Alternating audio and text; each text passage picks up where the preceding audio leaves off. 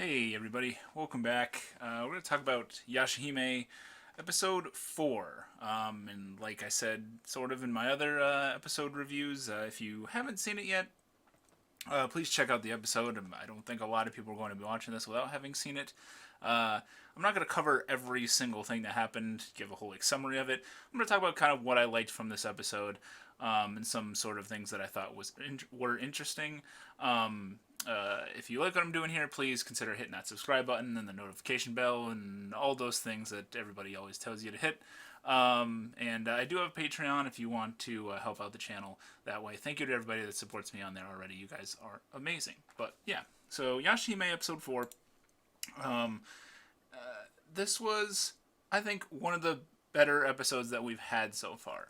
Yeah, it was, we're not really getting action yet. Still a lot of exposition and talking and stuff like that. But we're getting good characterization here. And it hits you in the feels a little bit, especially with Toa. Talk about Toa for a second. Toa is this very interesting lead character in the sense that on one end she can be brash and strong like her father, which would make sense. And on the other end, she's very much attached to her family in current day Japan. And she has like those emotional ties, which is very, very interesting. But she does want to help her sister Setsuna. So she has this sort of like tug of war going on emotionally. You feel really bad for her. You feel she has this scene with Sota where they're talking about Kagome and how Sota misses her and stuff like that. A lot of feels going on. And she has some anxiety over actually like leaving present day and going to the feudal era. And it was good to see that sort of like at least like discussed, and it wasn't just kind of like, okay, let's go, let's do it. Was not rushed. I thought it was handled very well. And it was pretty emotional. I like that. There's also this weird thing with Setsuna, by the way. They spend some time in the modern era. I don't remember if it says how many days or weeks or whatever, but she learns to play the violin really well for somebody that hasn't been here that long.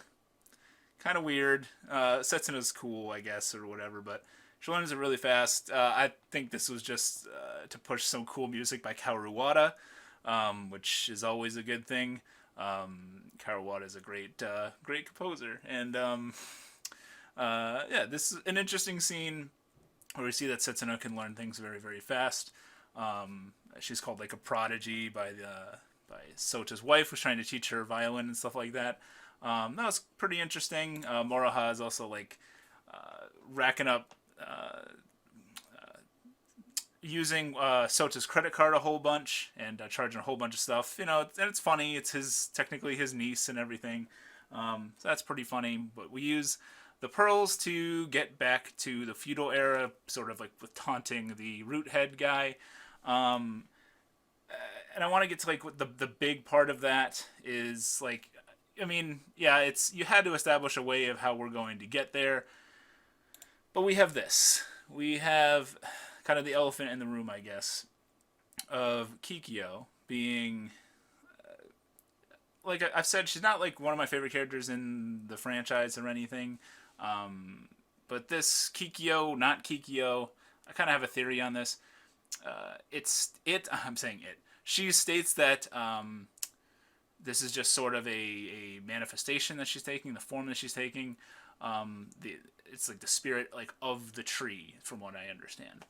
And she tells them that there's this badass demon guy, Kirin Maru, who ruled like the east side at one point, and the west side was ruled over by Inuyasha's father, the great dog emperor demon guy. I forget what his actual name, Toga, I think. So that would be all of the characters' grandfather. And if you don't know anything about Toga, by the way, I highly recommend checking out the third movie. If you've seen like all like everything except the movies, they're a mixed bag. 3 is great. 3 is largely about the father. A lot of stuff you didn't know before. He was really badass. And evidently, he was opposite this Kirin Maru guy, who, and obviously Toga no longer around, they're sort of tasked by this tree spirit. I can't say that without thinking of Mononoke. Um, with slaying them both, getting rid of Kirinmaru and Sesshomaru. And this is kind of like a daunting task, I think, especially to, throw at kids that literally just came here from, like, another dimension. Well, have been dimension hopping, I guess. Or time hopping. And obviously, like, Toa is like, no, we can't, that's really not a fair thing for you to ask of us. And I like that. I like how, like, resistant she is to this crazy premise. Setsuna, goes along with it. Muraha is over there kind of just funny and just very uncomfortable in it. She's, mostly about the bounty and some comedic relief with her character as well. The fact that this may or may not actually be Kikyo. She states that she's not Kikyo. And I wonder, like, Kikyo has always been this, like, mysterious character, in my opinion. And I would not be surprised if there's just some sort of, like, spiritual tie to where this is actually, like a part of Kikyo, or is actually Kikyo and just not being 100% forthright with everything that she's saying. Because, you would think that she would be greatly angered by their rejection of her task, but she just kind of accepts it as she's like, oh, this is the path that they're taking. And she seemingly has this discussion with Sesshomaru, where she's like, if you go about this like this way, then we see Rin, who is asleep by the tree. She'll be stuck like this. And, we don't get a full shot of Sesshomaru, but you can pretty much tell that it's him. And he goes to leave. And once more, the tree spirit is like, okay, this is the path. Maybe this is what's best. So this tree spirit very much seems to be presenting people with options and not necessarily commands, and then sort of assessing things as they go. She definitely has some sort of power over Roothead because she said, I'm going to let him sleep for now, and is able to sort of, like, hush him up somehow. And it's interesting. It's interesting that this is actually Rin, and that may or may not be Kikyo. And it was cool to see Sesshomaru. This episode had, it does raise questions, which is interesting. I think it accomplished two great things. We've got our characters traveling back to the feudal era, and it made us interested to see the next movement that they're all going to take.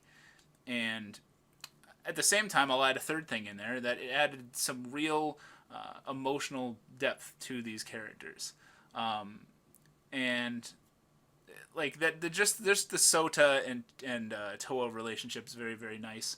And I like it's paced fairly well. It's moving pretty quickly. I would like to see some action here. I'm not gonna lie.